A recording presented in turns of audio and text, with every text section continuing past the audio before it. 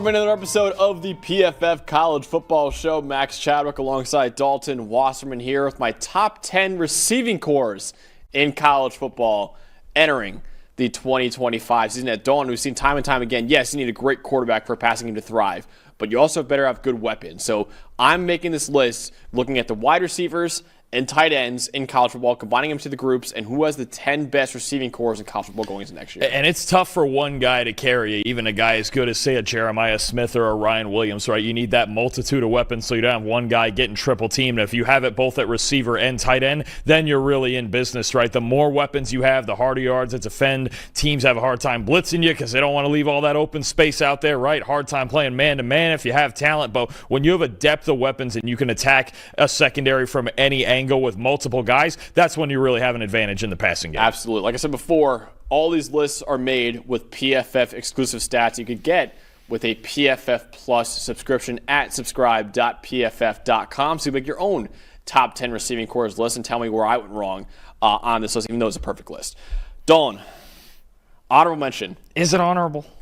It's honorable mention. Is it? I have to say it. Is it honorable? It is honorable mention. It's an honorable mention. It's a mention. I'm telling you guys right now, this is going to shock you, considering how much Dalton and I have said that this receiving core has held back this school in recent years, but I think they fixed it.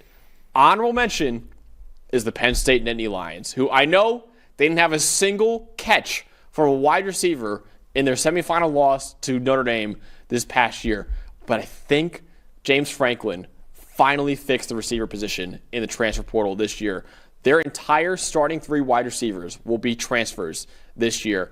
One of them being from my alma mater themselves, the Syracuse Orange, Trevor Pena, transferred from Syracuse to Penn State. Pena, 475 yards after the catch last year, ninth among all Power 4 receivers last year. Devontae Ross transferred in from Troy. He was seventh in the group of five with 1,050 receiving yards last year. And then Kyron Hudson transferred in from USC. He was fourth in the Big Ten with 13 contested catches. Yes, you do lose Tyler Warren, who I know was the entire passing game for Penn State last year, top 15 pick in the NFL draft to the Indianapolis Colts. But Penn State has done an incredible job of recruiting at tight end over the last few years. In fact, Penn State has brought in a top 5 tight end recruit in the country in each of the last 3 recruiting classes, and they still have a really good veteran in that room in Khalil Dinkins, a redshirt senior. So you have a good tight end room even without Tyler Warren, and I think they really did fix receiver, bringing in 3 transfers in Trevor Pena, Devontae Ross, and Kyron Hudson. What are the odds I see you in a Trevor Pena jersey this season? I need one. Are you going to get one split, so half Syracuse and half Penn State? Like how the parents wear like the 2 jerseys? Yeah, you're going to get a Pena jersey. You'll be the only one wearing it, I think. That's right. Maybe you and your brother. That would be electric. I remember when he entered the portal, my brother and I called each other because my brother's a sophomore at Syracuse right now, and we were so despondent. We're like, dude, that's the only good player Syracuse had coming back. And then we committed to Penn State. It's like, okay, now I'm cool with him leaving Syracuse. Okay, that's all it takes. Okay, but no, I mean, I think, and the thing that you have with this group is different types of receivers. You mentioned Kyron Hudson, the big-bodied guy with the contested catches. Ross, coming from Troy, is really the vertical speed threat that I think could be running down the seams a lot in this defense. And then Pena is a really solid route runner as a slot receiver. And, I was talking to somebody, a while back that covers Penn State, too. They're big believers in Luke Reynolds as well. You mentioned Dinkins as one tight end. They're big believers that Luke Reynolds could be the next guy that breaks out as the receiving tight end on this team. So, look, Drew Aller's sitting there hoping you're right about this. I'll tell you that right now, because the receiving core is really the one question we have about this team. They've got your number 1 running back unit in college football, got a top 5 quarterback in college football, got one of the best defenses in college football. This is really the thing. It's going to be replacing from wherever you get it. If it's a receiver or tight end, replacing the production from Tyler Warren, and then just being better at wide receiver, because last year ran into a team with elite man coverage in Notre Dame, got shut down, didn't catch a single pass in that semifinal, arguably cost you a national championship or at least a shot at one. So if this receiving core is what you think it could be or even higher than this, then you're talking about a legitimate national title contender in Penn State. And Penn State did lose their top 3 receivers from last year in Tyler Warren. Harrison Wallace transferred out as well to Ole Miss, who we'll talk about a little bit later in this episode. And then Amari Evans also transferred out of Penn State too. So they lost their top 3 receivers, but they did replace them, I thought, really well in the portal, getting those 3 guys right there. And you mentioned before Devontae Ross, Dawn, I've heard a lot of buzz about Devontae Ross in spring camp right now for Penn State. Apparently he has been outstanding at Penn State so far. I'm excited to see him. Then obviously Trevor Pena, I think, is a top 15 probably receiver in college football right now. So getting him as well is a huge get for the Nittany Lions. So they check in as my honorable mention, even though I know it's been the position that's held back Penn State in recent years. I think they finally fixed it this year. We'll see, though. Maybe famous last word for me as a lifelong Penn State fan. At number 10, though, the school that actually beat Penn State in that semifinal game was the Notre Dame Fighting Irish. Notre Dame also brought in a really good transfer in Malachi Fields, transferring in from Virginia. Over the last 2 years, he has over 1,600 receiving yards. That leads all returning Power 4 pass catchers. He was my honorable mention receiver in my top 10 receivers list. You guys can check out if you want to look at it as well. Jaden Greathouse, he's also back for his junior year. He led the Fighting Irish with 592 receiving yards last year and was one of the 25 most valuable receivers in the country, according to our wins above average metric. Jordan Faison is also back for another year as Notre Dame's number 3 receiver. And the Fighting Irish also brought in Will Pauling from Wisconsin in the transfer portal. He has 18 contested catches over the last 2 years, 3rd among all receivers in the Big Ten. So 2 pretty good transfers, Malachi Fields being the star of it, and then Will Pauling as well. And he brought back 2 of your top receivers from last year as well, and Jaden Greathouse, who I thought really started to come on late in his sophomore year, especially in that playoff game against Penn State with that big touchdown.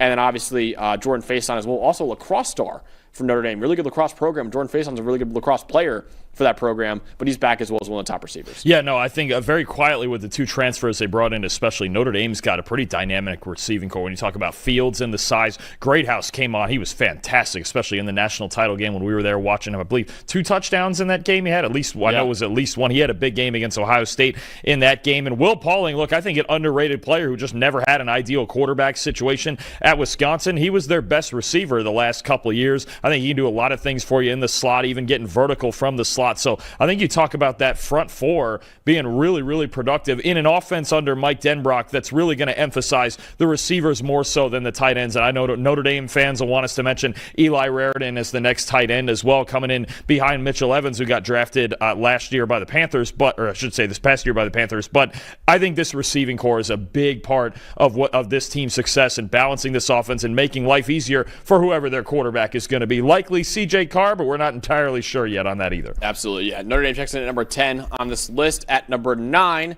another school that added some transfers, that was the Texas A&M Aggies, who I thought brought in one of the best receivers in the portal, probably the second best receiver in the portal, in NC State's Kevin Concepcion, who's actually my number 8 returning receiver in college football. Over the last 2 years, 792 yards after the catch, second most among returning Power 4 receivers, and 16 receiving touchdowns over the last 2 years, the most among returning Power 4 receivers. So he's a guy that you just want to get the ball in his hands in any way possible. He actually led NC State in rushing as a true freshman. And Dalton, another guy very similar to Kevin Concepcion in that receiving core, is true sophomore Terry Bussey.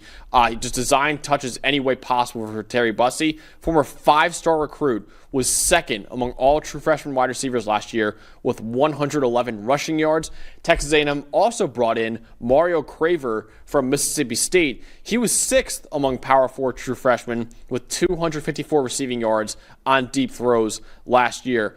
Tight end is Amari Niblack, who, Dawn, I remember last year you and I were big fans of. Did not really have a great year at Texas, never really got in the field much for Texas last year, but he is an elite athlete who really flashed at Alabama in 2023. During that year, 11 of his 20 catches went for at least 15 yards. You have Amari Niblack, who hopefully could bounce back in 2025 and show why, a lot of us were very excited to see what he could do at Texas last year. Now he's at Texas A&M, but you have a really good receiving core between Kevin Concepcion, Terry Bussey, and Mario Craver. I think Texas A&M should be in the top 10. Boy, you can see a scenario where between Concepcion and Bussey, they're just running a million screens and jet sweeps and things, because you've got guys who you just need to get the football in their hands somehow, some way, It's one of the most athletic receiving units in the country. And you mentioned Nye Black as well. That's the idea. Just a terrific athlete. Craver can be the vertical guy to complement all of that. But I think you're going to get an A&M team that's going to run a ton of screens. They're going to rack up yards after the catch with this group and get a lot of easy throws going for Marcel Reed and to complement the run game and the RPO game as well. So I think that's what you have is one of the most athletic rooms in college football, and they just need to get out there and execute. Absolutely, yeah. And you look at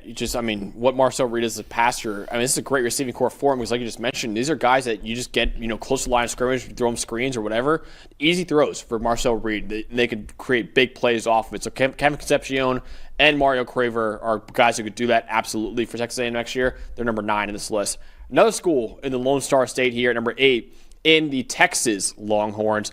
Yeah, I know they lost their top 3 receivers from last year. Matthew Golden, Gunnar Helm, and Isaiah Bond, all of them moving on to the NFL. But Arch Manning still has plenty to work with now in his first year as a Texas starting quarterback. It starts with Ryan Wingo, who for me is going to have a big breakout sophomore year. As a true freshman last year, 270 yards after the catch, were 5th among all true freshmen in the country. DeAndre Moore Jr. is also back for his junior year. He caught 7 of his 11 contested targets last year and placed in the 92nd percentile of separation rate. And then also, Texas dipped into the portal like they did last year, bringing guys like Isaiah Bond and Matthew Golden, who ended up being a first-round pick in the draft. They brought in a couple really good transfers too. Tight end Jack Endries from California, my number 2 tight end in college football, entering the 2025 season. Over the last 2 years, he leads all returning Power 4 tight ends with 1,030 receiving yards over those last 2 years. They also brought in Emmett Mosley V from Stanford. He had a really good true freshman year at Stanford. He actually had 8 contested catches last year.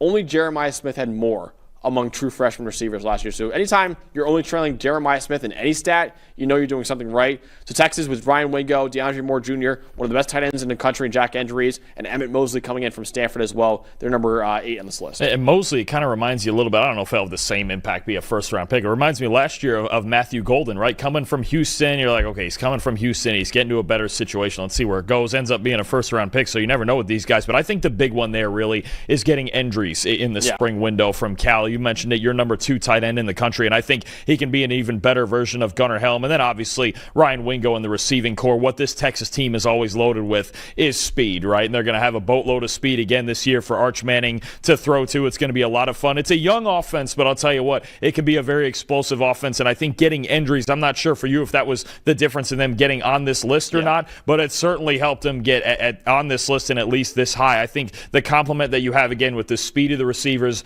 the reliability of Endries, and then the run game that we talked about in the last episode, I think it's going to be a lot of fun, of course, with Arch Manning at the helm to watch this Texas offense once again. Yeah, Texas is my number 3 running back unit in the country, now my number 8 receiving core in the country as well, with Arch Manning at quarterback.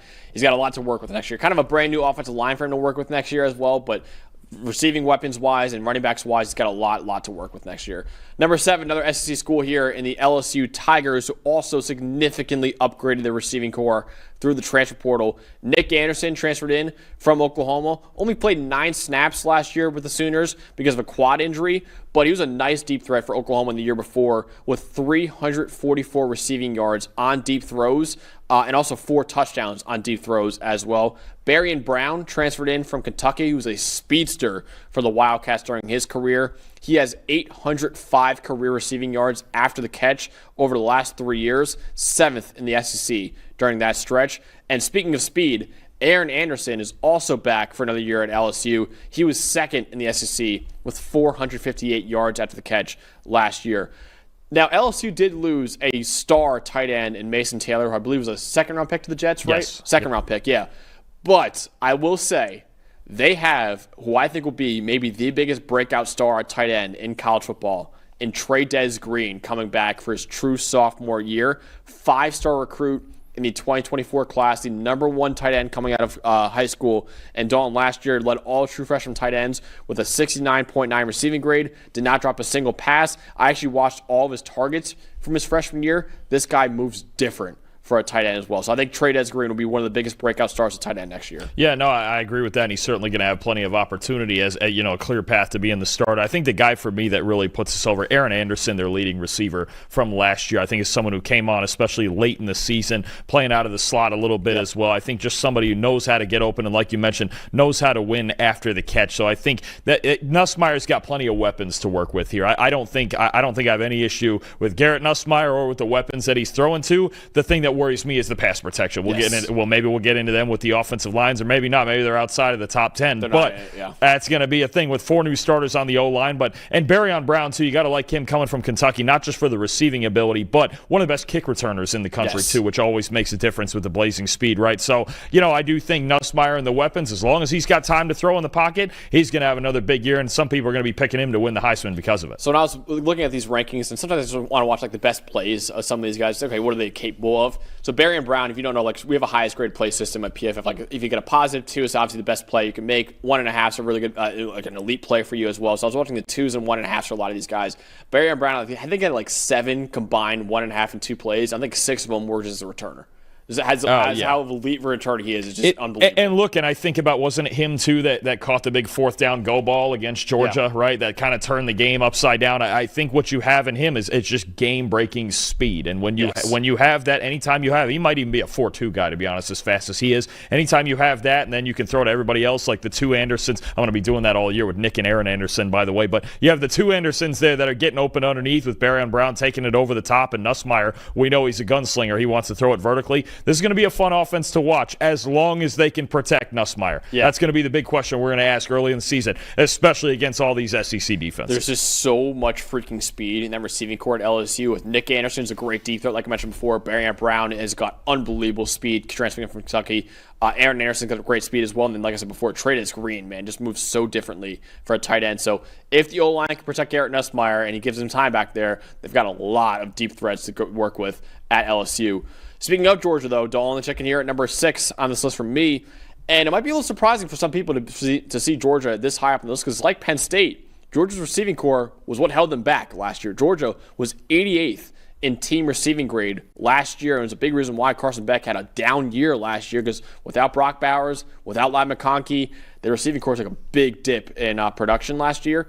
But they did address that weakness in the transfer portal by bringing in a couple guys in USC's Zachariah Branch and Texas A&M's Noah Thomas. Zachariah Branch was a top 5 overall recruit coming out of high school in the 2023 high school class, and has elite footwork for the position, elite quickness for the position, in the 95th percentile of FBS receivers in terms of separation rate in his career, and 93rd percentile in terms of yards after the catch for his career as well.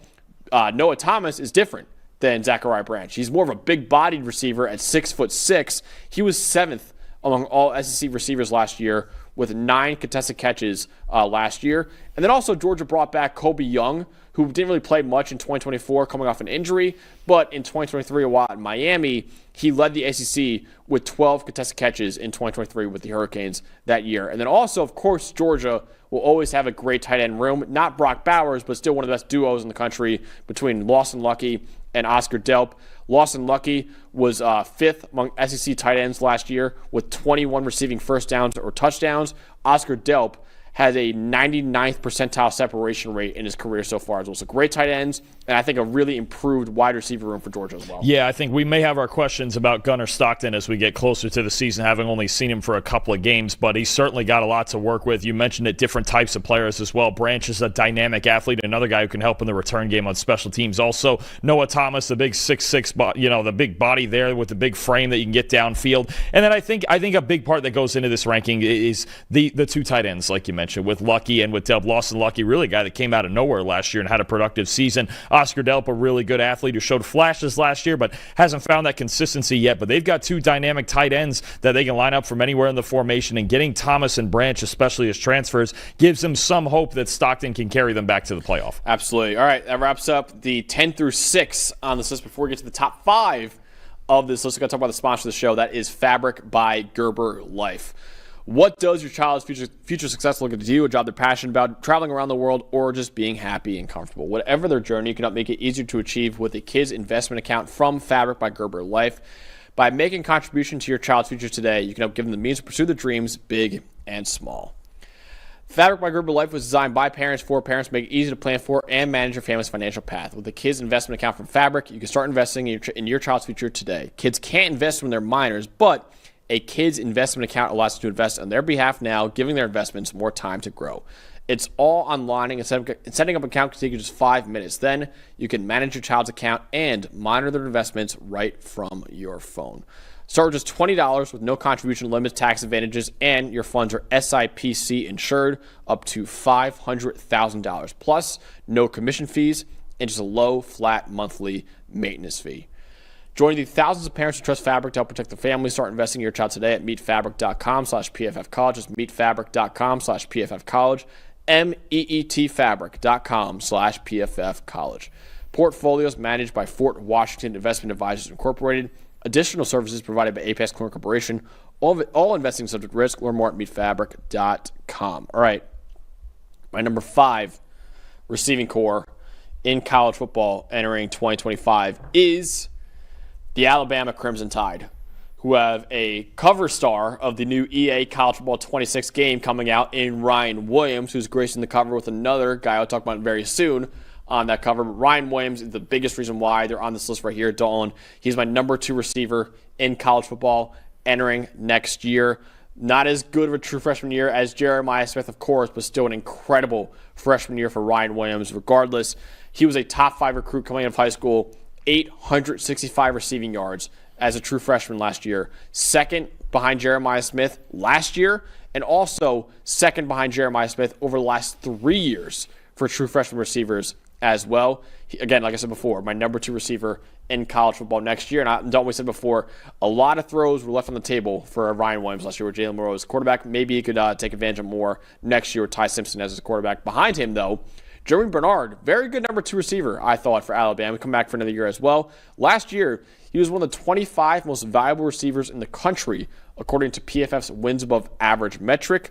Isaiah Horton transferred in from Miami as well. He was 9th among ACC receivers last year with 38 receiving first downs or touchdowns. So yes, you have 2 pretty good number 2 and number 3 receivers in Isaiah Horton and Jeremy Bernard. But the reason why Alabama's on this list, Ryan Williams is one of the best players in college football, not just one of the best receivers. That's one of the best top 3 receiving trios that you have in the country, honestly. And Ryan Williams, like you mentioned it, I see similarities to CeeDee Lamb. If you look at his numbers, they're about identical to CeeDee Lamb's numbers from his freshman year at Oklahoma. So it starts there and having a superstar. And you mentioned it, different type of quarterback now, likely with Ty Simpson in there, but throwing the ball on time, getting the ball to Ryan Williams on time, and letting him do his work after the catch is going to be big. And then I do think Horton is a big piece of this conversation coming in from Miami, because they do still need it. If this is the exact scenario we talk about where, yes, you have the superstar number 1, but you do need that depth behind it so he's not getting doubled and tripled all the time. Another interesting situation in this receiving room, I just want to bring up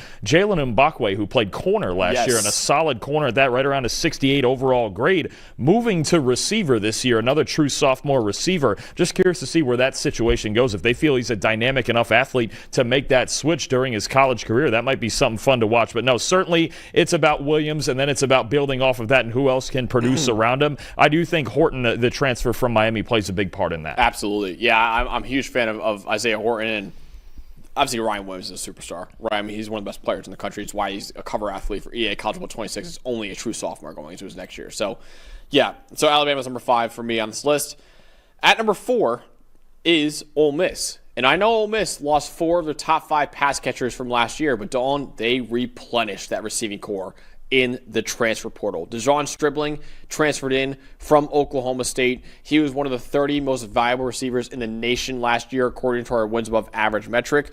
Also, Harrison Wallace III was also one of the 30 most valuable receivers last year, the leading wide receiver for Penn State last year. He led all Penn State receivers with 723 receiving yards last year. And then also, Caden Lee is back for another year. He's not a transfer, but he's back for another year after a strong sophomore year at Ole Miss. He tied for 6th among SEC receivers with 38 receiving first downs or touchdowns. And also, Dalton, they might have the best tight end room in college football as well, because they got Luke Haas transferring in from Arkansas. He's one of my top 10 tight ends in the country going into next year. And a guy who just missed my list is Daquan Wright, who I think is at least a top 15 tight end in college football going to next year as well. Again, Haas, my number 10 tight end in the country, and then Daquan Wright, 75.8 receiving grade over the last 2 years, fourth among returning Power 4 tight ends. So maybe the best tight end room in the nation, and then they really replenished their wide receiver room in the transfer portal with guys like De'Zhaun Stribling and Harrison Wallace III, and also bringing back Caden Lee, too. Yeah, I think Austin Simmons is going to be just fine. Obviously, with Lane Kiffin calling the plays, they're always going to find a way to score points. But that trio of receivers you mentioned, Stribling and Wallace, can get vertical. Caden Lee's a really good route runner in the slot, and I do like that tight end duo. And not just because they're both good players, but they're both very different players. I think Haas can line up all over the place and get vertical, get down the seams more so than Caden Prieskorn did for them previously. And then Daquan Wright, I think, is going to feature a lot in the RPO game. He's really good at picking up yards after catch and turning kind of easy throws into explosive plays, right? So I think, as always, Ole Miss, they have a depth of weapons. Lane Kiffin's going to get vertical. It's just about protecting Austin Simmons, and I think he's a guy we're not talking about enough. I think, especially with the weapons that he has, that he's going to put up some big numbers this year. Oh, yeah. I think in the little bit that he showed us last year, he looked good, and I think he's going to be well prepared and certainly well surrounded in this offense. Ole Miss's offense is not going anywhere. It's just a matter of, I think, if they can run the ball and get the defense. They lost a lot of defensive talent, but their passing game, they're going to be just fine with all these weapons. He's an Ole Miss quarterback, man. He could be putting up huge numbers if you and I are running out routes out there for him. So Lane just finds a way to get him crazy. open. There's always somebody just flying open downfield somehow, and that's going to be the case again this year. They've got so much talent, though, in that receiving core. I know they lost 4 of their top 5 receivers, including Trey Harris, right, who was a superstar for them. But they really did well in the transfer portal. Once again, Ole Miss did, to replenish that receiving core. So check in at number 4 on this list. At number 3, school that does not use a portal at all, really, is Clemson, though, who still has a great receiving core going into next year. Because of those 3 guys right there, Bryant Wesco Jr., TJ Moore, and Antonio Williams, you'll be hard-pressed to find a better starting 3 receivers than those 3 right there. Bryant Wesco Jr., my number 7 returning receiver in the country after a great true freshman year, 707 receiving yards as a true freshman. The only 2 true freshmen had more, Jeremiah Smith and Ryan Williams, right? So Bryant Wesco, great player last year. He also wasn't the only great true freshman for Clemson at receiving core last year, because TJ Moore was a 5-star recruit coming out of high school, and he lived up to it immediately. He was 4th among all true freshmen with 650 receiving yards last year. So the only 2 true freshmen, Dalton, who had more receiving yards than Clemson's duo of true freshmen were Jeremiah Smith and Ryan Williams. And then also behind those 2 might be a first-round pick in the 2026 NFL Draft in Antonio Williams, who's back for another year. He was tied for 3rd among all Power 4 receivers last year with 11 receiving touchdowns. So Antonio Williams might be a first-round pick in 2026, and the 2 guys that could be first-round picks in 2027 in Bryant Wesco Jr. and TJ Moore. Clemson, was known as wide receiver U like a decade ago for having Sammy Watkins and DeAndre Hopkins and all those guys coming out of Clemson. T. Higgins, obviously, too. And then it's been kind of a few years where they weren't as good a receiver and kind of held them back, but now they're back to having some elite receivers. Yeah, those 3 guys with Cade Klubnik throwing to him. If it feels like we talk about Clemson every episode, well, we got reason to. They got a boatload of talent, and that involves these 3 receivers as well. I'm telling you, that you're right. It's as good a trio as you could have. And Antonio Williams being the veteran to me as their leading receiver last year just feels like he makes every clutch catch that they need him to, right? Just every big third down feels like, Antonio Williams is right at the sticks, and he's getting that first down that they need or the touchdown that they need. But no, I mean, Klubnik's your number 1 quarterback in the country. This is your number 3 receiving unit in the country. It's going to be a high-flying offense, no question. You mentioned with 2 true sophomores coming up that both have maybe possibly first-round talent eventually, along with those other 2 great players you mentioned. Yeah. Clemson's loaded. They're loaded defensively, offensively, everywhere, and the receiving core is no different. Like I said, we could look back at this receiving core in 2 years and say they had 3 first-round receivers in that receiving core. That's just how good that receiving core is. So I think Clemson deserved number 3 on this list. But at number 2 for me, the only school for me that had 2 of the top 10 wide receivers in college football is the Auburn Tigers. Eric Singleton Jr. transferring in from Georgia Tech. He's my number 5 receiver in the country. And right behind him at number 6 is true sophomore Cam Coleman, you see on the screen right there as well. Eric Singleton Jr. over the last 2 years has 1,468 receiving yards, 2nd among returning Power 4 wide receivers, and 664 receiving yards on deep throws are the most among returning Power 4 receivers. He has unbelievable track speed out there, Eric Singleton Jr. does as well. Cam Coleman, like I said before, my number 6 receiver in the country.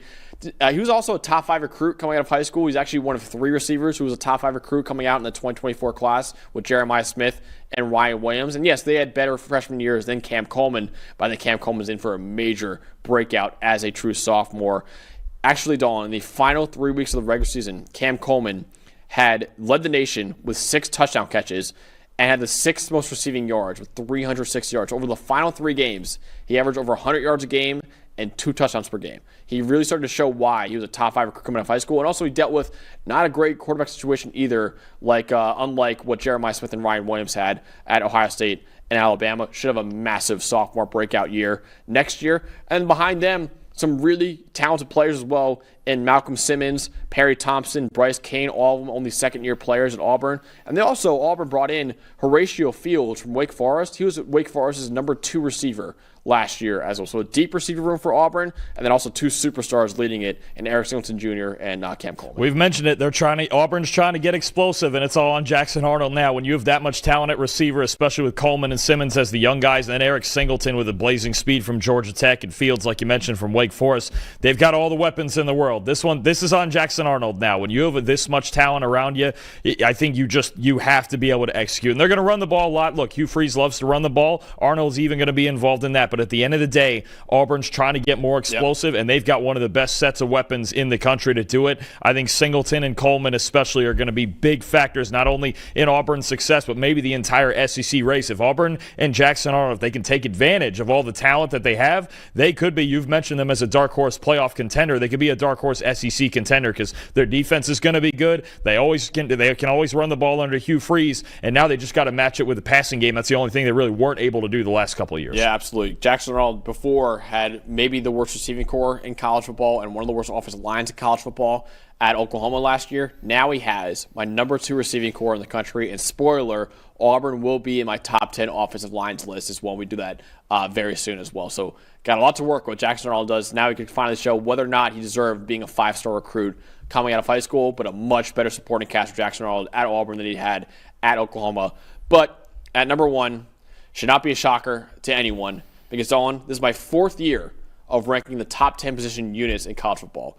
Twice in those 4 years, Ohio State has been number 1 on this list. This is the second time in 4 years Ohio State has the best receiving core in the country. They've probably been in the top 10 in all 4, I assume. You've probably featured top 3 in all 4? Yeah, top 3 in all 4 years. That's just what they have. This is what they do every single year, man. Every single year. And because of that guy right there, Jeremiah Smith, not only the best receiver in college football, not only the cover athlete of EA's College Football 26 alongside Ryan Williams, he's the best player in college football going into next year as only a true sophomore. This kid had so much freaking hype coming out of high school. He was the number 1 overall recruit and the highest rated wide receiver we have ever seen since recruiting rankings began, I believe, in 2000. So he's been the highest rated wide receiver in the 21st century coming out of high school.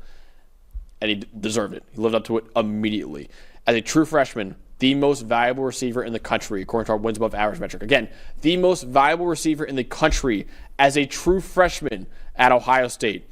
He also led the Power 4 with 15 receiving touchdowns and only had the 2nd most receiving yards in the Power 4. Only Tedero McMillan had more. Tedero McMillan was a number 8 overall pick to the Carolina Panthers and was 2 years older than Jeremiah Smith. He was the only player in the Power 4 who had more receiving yards than Jeremiah Smith last year, who had over 1,300 receiving yards last year.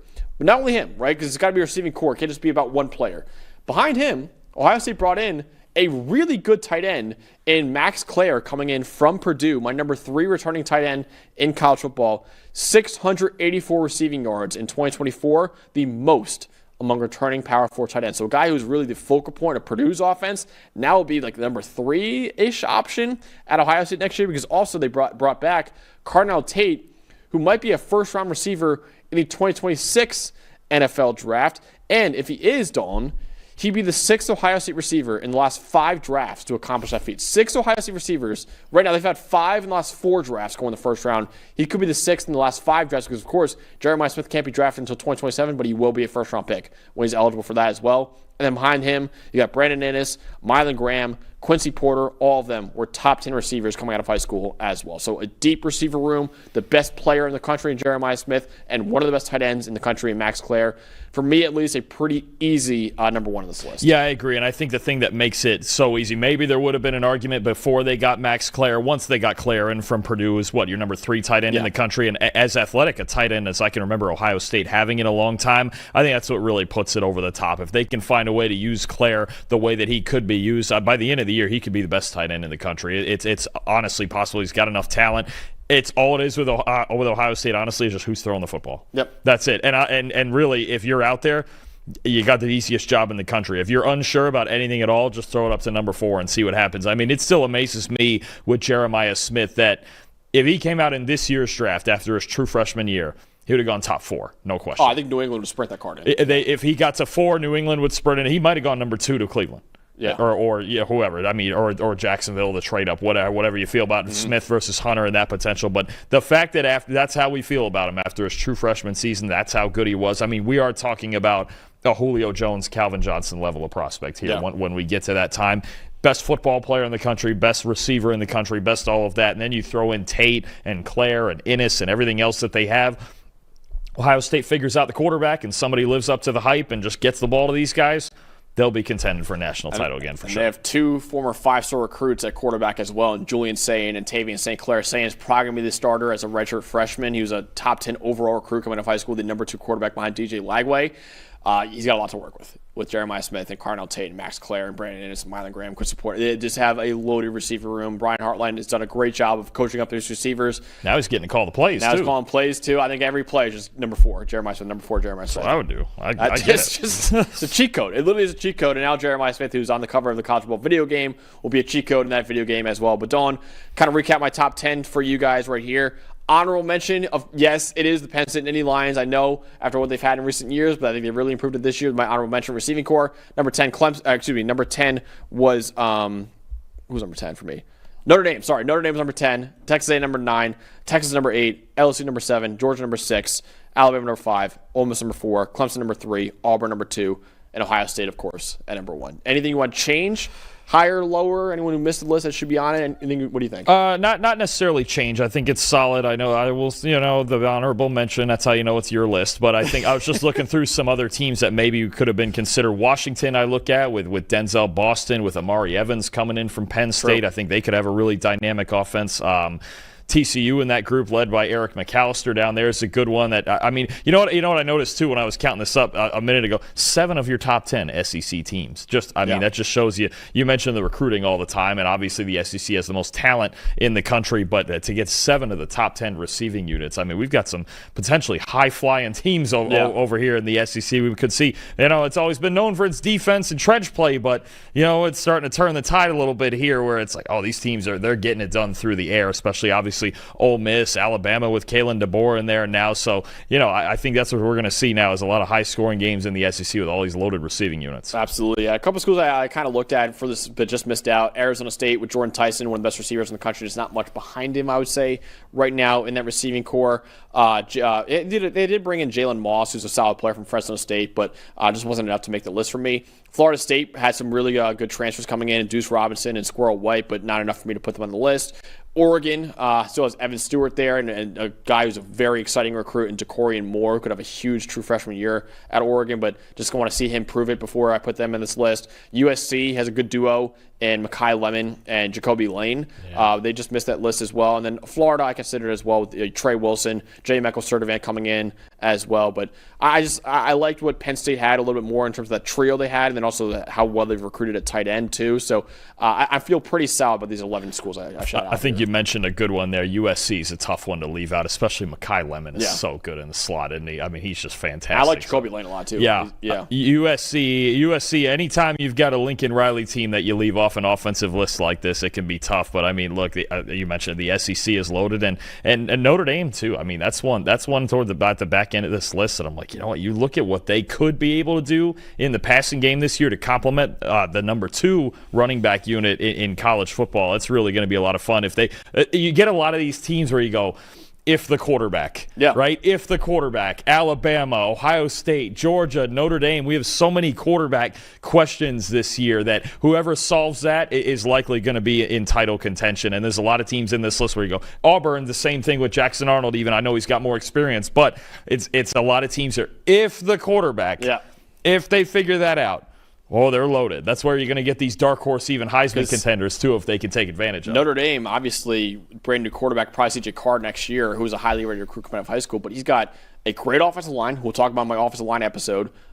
Unbelievable run game with Jeremiah Love and Jadarian Price and all those guys there, who was my number 2 running back unit in college football. And like I said before, top 10 receiving core in college football, too. So a lot to work with for CJ Carr. Certainly. We're going to say the same thing with Sayin at Ohio State, Stockton at Georgia. I mean, that's what you have to do. You have to build around these young kids, especially when you have guys that are inexperienced. But there's some teams here who have really done it well. Absolutely. All right, that wraps up my top 10 receiving cores in college football entering the 2025 season. Next up for us, my top 10 offensive lines in college football. The big guys up front in the trenches will be going breaking down all the best offensive lines in the country entering 2025. For Dalton Wassman, for producer Eli back there, I'm Max Chadwick. We'll see you guys on Thursday for my top 10 offensive lines in the nation entering the 2025 season.